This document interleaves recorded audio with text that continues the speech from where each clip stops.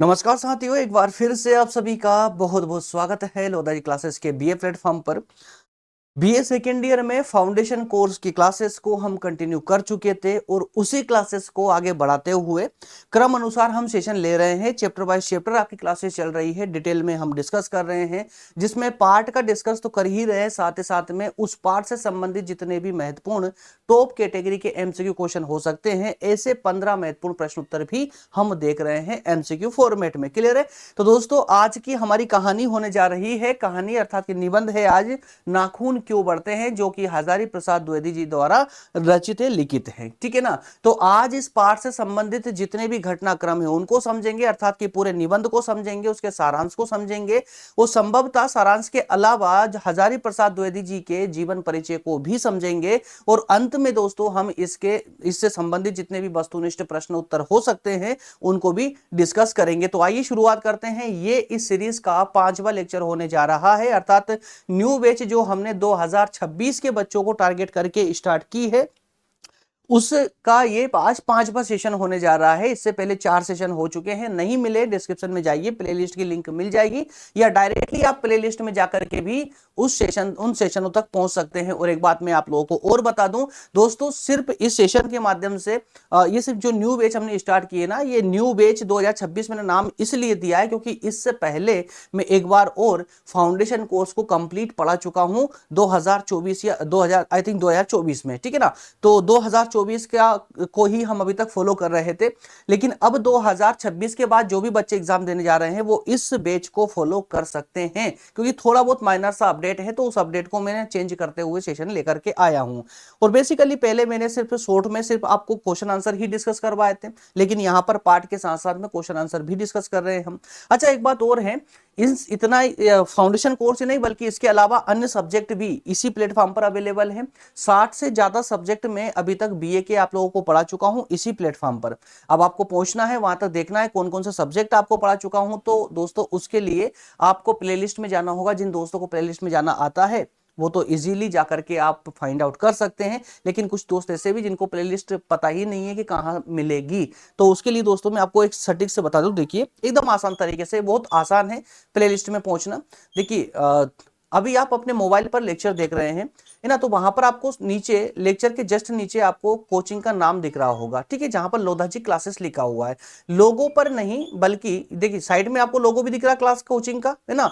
तो लोगो पर क्लिक नहीं करना, बल्कि क्लिक कहां करना है? कोचिंग के नाम पर क्लिक करना है। जैसे आप इस नाम पर क्लिक करोगे तो वैसे ही आपके सामने ये डायलॉग बॉक्स खुलकर आ जाएगा, मतलब ये डिस्प्ले खुलकर आ जाएगी। क्लियर है?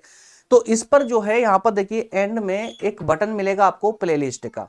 तो प्लेलिस्ट पर जैसे आप क्लिक करेंगे तो सारे सब्जेक्ट आपके सामने खुल करके आ जाएंगे। जो सब्जेक्ट आपको पढ़ना है उस सब्जेक्ट को आप विजिट कर सकते हैं। पूरे चैप्टर बाय चैप्टर सारे सब्जेक्ट आपको मिल जाएंगे देखने के लिए। चलिए आगे बढ़ते हैं। इसके अलावा प्रज्ञान हिंदी, जहां पर मैं कॉम्पिटेटिव एग्जाम की आप लोगों को तैयारी करवा रहा हूं, बहुत कुछ वहां पढ़ा भी चुका हूं मैं, और न्यू बैच वहां पर भी जल्दी स्टार्ट होने वाली है। तो अगर आप नहीं विजिट नहीं किया अभी तक तो विजिट जरूर कीजिएगा। इसके अलावा फाउंडेशन कोर्स जो मैं आपको पढ़ा रहा हूं, उनकी नोट्स बुक जो है बनकर के तैयार हो चुकी पीडीएफ फॉर्मेट में। ये कैसे मिलेगी, कहां से मिलेगी, ये सारी चर्चा सेशन के एंड में मैं आप लोगों को करूंगा। तो चलिए अब शुरुआत करते हैं अपने सेशन की।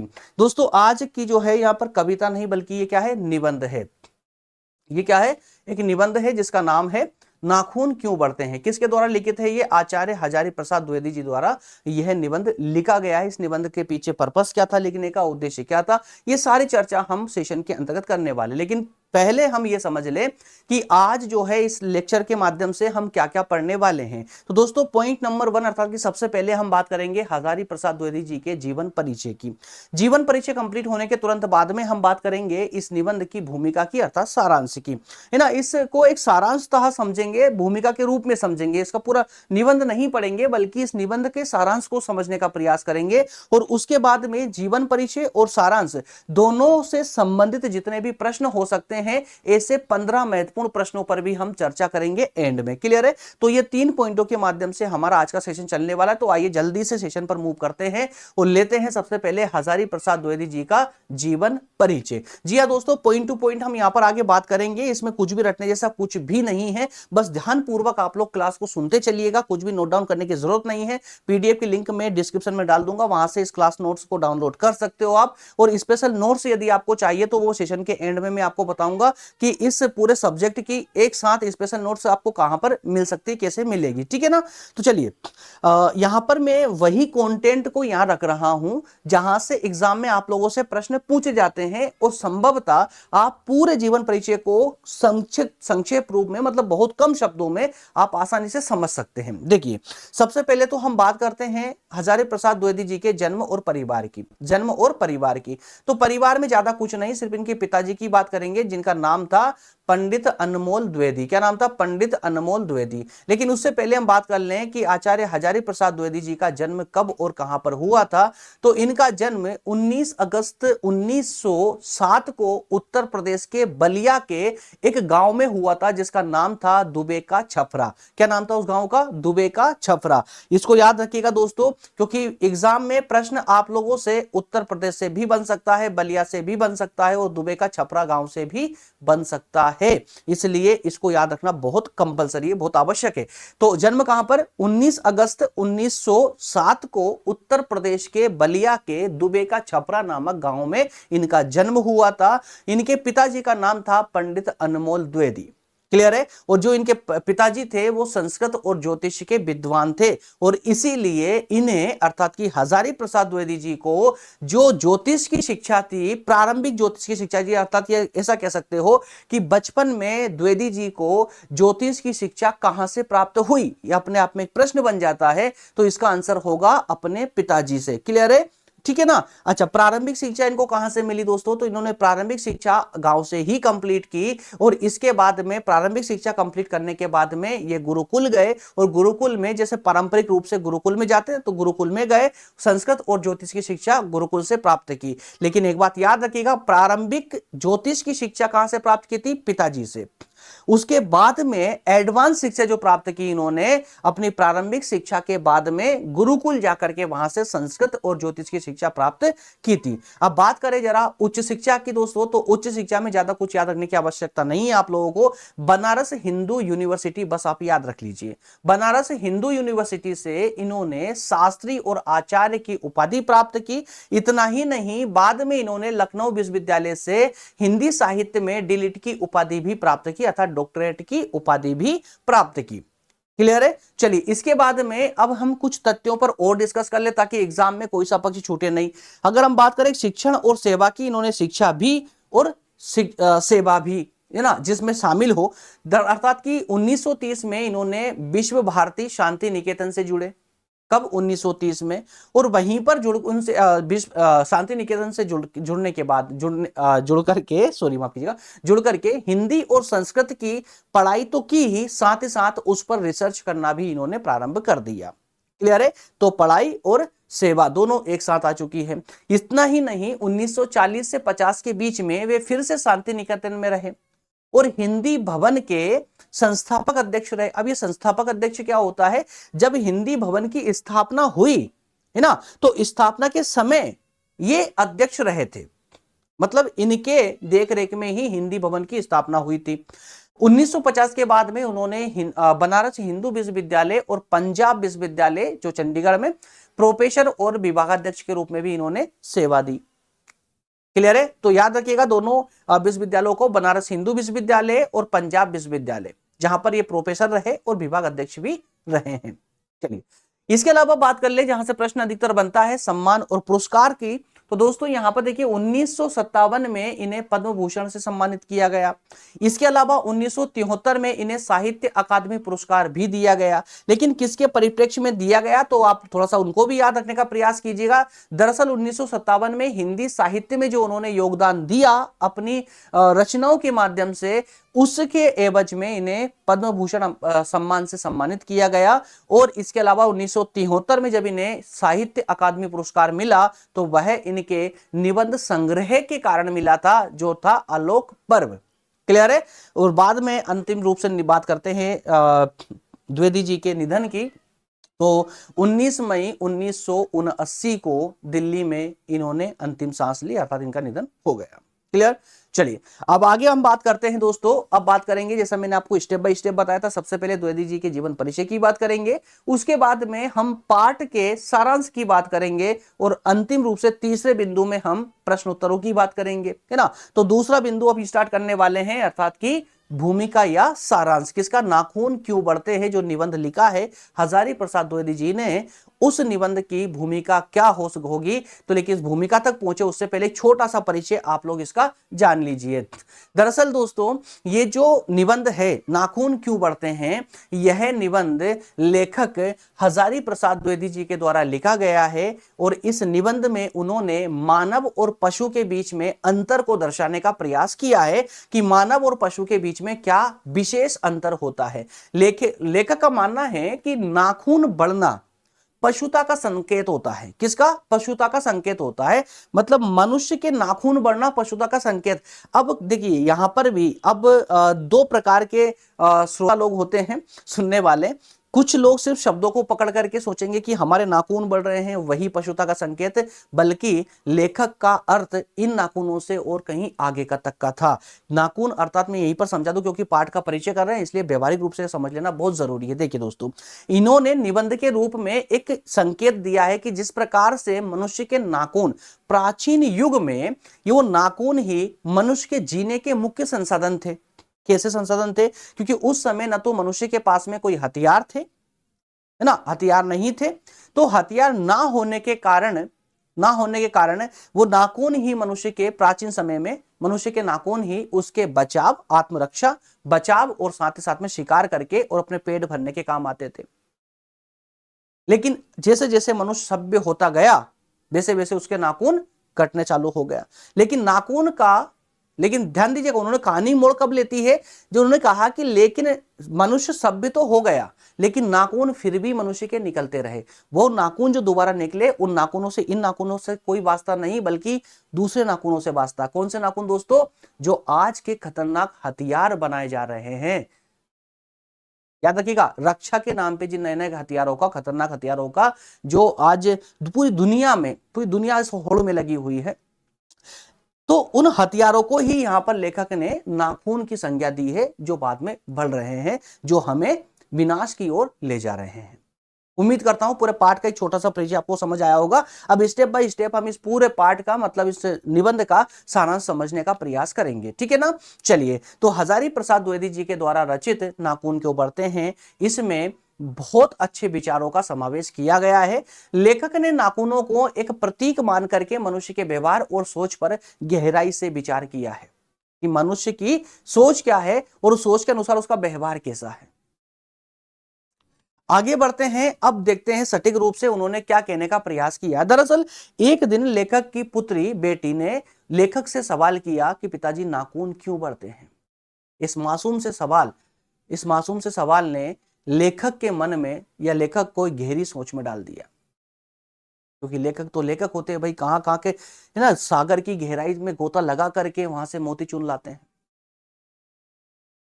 तो एक मासूम सा सवाल, नाखून क्यों बढ़ते हैं, इस मासूम से सवाल ने लेखक के मन को जो है गहरी सोच में डाल दिया। लेखक ने सोचा कि प्राचीन समय में जब मनुष्य जंगलों में रहता था, तब उसके पास ना कोई हथियार थे और ना कोई औजार, तब वह अपनी रक्षा के लिए नाखून का इस्तेमाल किया करता था।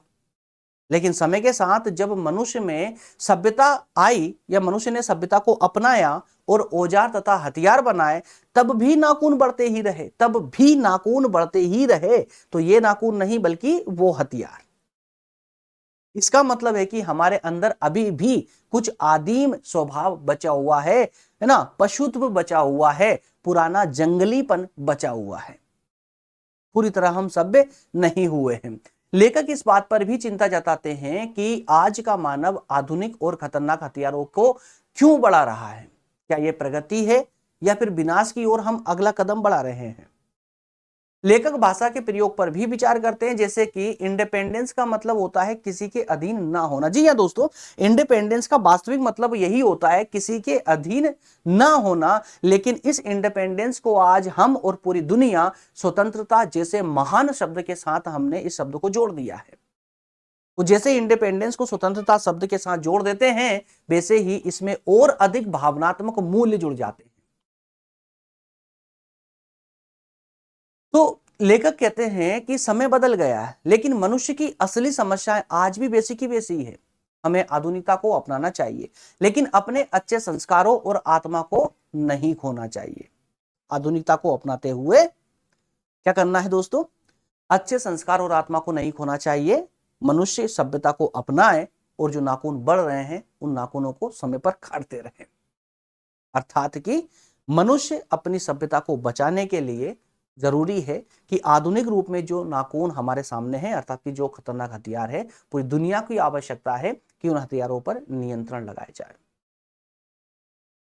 लेखक कालिदास के विचार का भी उल्लेख करते हैं इस निबंध में। जैसे कालिदास जी का एक विचार था कि हर पुरानी चीज अच्छी नहीं होती और हर नई चीज बुरी नहीं होती।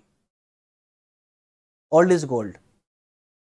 तो हर एक सिचुएशन में ये जो वाक्य है ना, ये सही नहीं हो सकता। ये कालिदास जी का विचार था, हर पुरानी चीज है ना, ओल्ड इज गोल्ड, आवश्यक नहीं है, लेकिन हर नई चीज हमेशा बुरी भी नहीं हो सकती। तो लेखक ये भी बताते हैं कि मनुष्य और पशु में बहुत सी बातें मिलती जुलती है, जैसे खाना, सोना और भी वो कई बातें। लेकिन जो चीजें मनुष्य को खास बनाती है, अर्थात पशु से अलग बनाती है, वो है संवेदना, संयम, श्रद्धा और त्याग, जो हर मनुष्य के अंदर होना आवश्यक है। तो मनुष्य का उद्देश्य केवल क्रोध करना या लड़ना नहीं होना चाहिए, बल्कि उसे प्रेम, करुणा और आत्मनिरीक्षण की ओर बढ़ना चाहिए। आत्मनिरीक्षण दैट मीन्स अपने आप को समझना। अंत में लेखक कहते हैं कि सच्चा सुख किसी बाहरी वस्तु से नहीं, बल्कि हमारे अंदर की भावना, प्रेम और आत्मज्ञान से मिलता है, और यही मानवता का असली स्वरूप है, और यही इस निबंध का मुख्य संदेश भी है। इस निबंध का मुख्य संदेश भी यही है। तो इस प्रकार से दोस्तों हमने जीवन परिचय और इस निबंध का एक छोटा सा सारांश जानने का प्रयास किया है, और अब आगे जो प्रश्न आने वाले हैं वो सब इसके संबंध में ही आएंगे, ठीक है ना। वो बाकी देखिए यार, मैं लेक्चर के माध्यम में, क्या दुनिया का प्रत्येक टीचर लेक्चर के माध्यम से आपको एक रास्ता बताता है, आपकी जो प्रॉब्लम है उसको एक प्लेटफॉर्म पर ला करके और उसको सोल्व करने का प्रयास करता है, लेकिन उसको विस्तार देना, अब ये आपका काम होता है पुस्तक पढ़ना। जब पुस्तक पढ़ोगे तभी कहीं जाकर के आप जो लेक्चर देख रहे हो इसको विस्तार दे पाओगे, है ना। तो लेक्चर देखने के तुरंत बाद में आपको पुस्तक से उस पार्ट को डिटेल में विस्तार से पढ़ना चाहिए ही चाहिए, अगर आप वाकई में कुछ हासिल करना चाहते हैं पढ़ाई करके तो, है ना।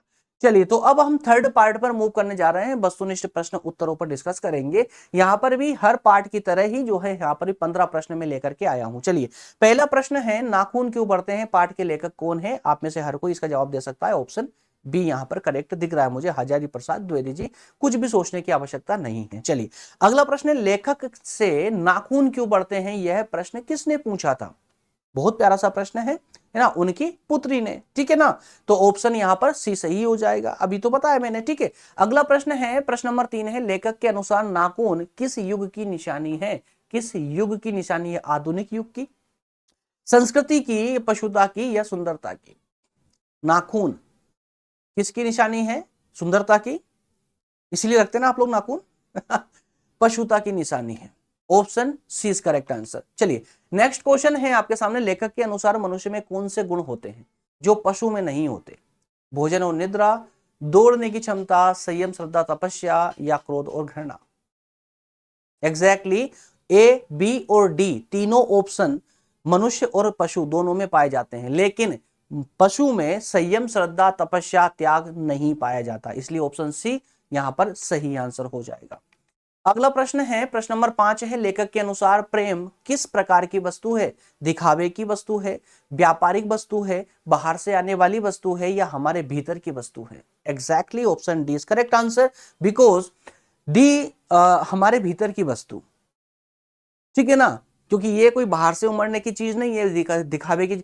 हालांकि दुनिया आचरण कुछ और ही करती है, लेकिन वास्तविकता क्या है? ये हमारे अंदर की वस्तु है। चलिए, ऑप्शन नेक्स्ट क्वेश्चन है, लेखक के अनुसार युद्ध और अस्त्र शस्त्र क्या दर्शाते हैं, क्या दिखाते हैं? शिक्षा का प्रभाव दिखाते हैं, वैज्ञानिक प्रगति दिखाते हैं, पशुता का प्रतीक होता है या आधुनिक सभ्यता है? युद्ध, अस्त्र शस्त्र संभवतः पशुता का प्रतीक होंगे, option C is correct answer. चलिए, नेक्स्ट क्वेश्चन है, आचार्य हजारी प्रसाद द्विवेदी का जन्म कब हुआ था? सिंपल सा प्रश्न है और मैंने आप सबसे पहले आपको यही बताया था 1907 में, 1907 में। ठीक है ना, option B is correct answer. Next question है, आचार्य हजारी प्रसाद द्विवेदी जी का जन्म किस स्थान पर हुआ था? उत्तर प्रदेश के बलिया के एक छोटे से गांव जिसका नाम क्या था? दुबे का छफरा। ठीक है ना, option B is correct answer. चलिए नेक्स्ट क्वेश्चन है, आचार्य हजारी प्रसाद द्विवेदी ने प्रारंभिक ज्योतिष ज्ञान कहां से प्राप्त किया था? प्रारंभिक ज्योतिष ज्ञान, एक तो ज्योतिष कहां सीखी थी उन्होंने? अपने गुरुकुल से। लेकिन प्रारंभिक नहीं दोस्त, बल्कि बचपन में उन्होंने कहां से सीखी थी? तो अपने पिता से। क्यों? क्योंकि इनके पिता ज्योतिष के विद्वान पंडित थे। क्लियर, ऑप्शन सी सही हो जाएगा यहां पर। अगला प्रश्न है, आचार्य हजारी प्रसाद द्विवेदी को कौन सा राष्ट्रीय सम्मान प्राप्त हुआ था? भारत रत्न, ज्ञानपीठ पुरस्कार, पद्म भूषण या साहित्य अकादमी पुरस्कार? ऑप्शन यहां पर सी करेक्ट हो जाएगा, पद्म भूषण। अगला प्रश्न है, अशोक के फूल किस विधा की रचना है? अशोक के फूल क्या है? उपन्यास है, कविता है, नाटक है या निबंध है? यहां पर सही आंसर हो जाएगा ऑप्शन डी, अशोक के फूल भी एक निबंध है। अगला प्रश्न है, इस प्रकार के प्रश्न भी पूछे जाते एग्जाम में ना, याद रखिएगा आप लोग। आचार्य हजारी प्रसाद द्विवेदी ने किस आलोचना ग्रंथ की रचना की है? आलोचना ग्रंथ की रचना, तो इनमें से बाणभट्ट की आत्मकथा, कबीर, कुटज या कल्पलता, इनमें से कौन सा आलोचना ग्रंथ? ऑप्शन बी सही होगा, कबीर। ठीक है, कबीर। चलिए नेक्स्ट और लास्ट स्लाइड है जिसमें 3 क्वेश्चन लास्ट के बचे हुए हैं। अगला प्रश्न है, नाखून क्यों बढ़ते हैं किस विधा की रचना है? मतलब ये क्या है? कविता है, उपन्यास, निबंध या कहानी? क्या है? निबंध है। चलिए अगला प्रश्न है, सहजात वृत्तियां किसे कहते हैं? सहजात वृत्तियां, सहजात वृत्तियां जो हमको जन्म से मिली हुई हो उन वृत्तियों को हम सहजात वृत्तियां कहते हैं। ऑप्शन सी यहां पर सही आंसर हो जाएगा। लास्ट प्रश्न है, अनामदास, अनामदास का पोथा किस विधा की रचना? मतलब ये क्या है? कहानी, उपन्यास, कविता या निबंध? तो यहां पर ऑप्शन बी होगा, उपन्यास। अनामदास का पोथा क्या है? एक उपन्यास है। ठीक है, तो इस प्रकार से 15 प्रश्न आपके सामने।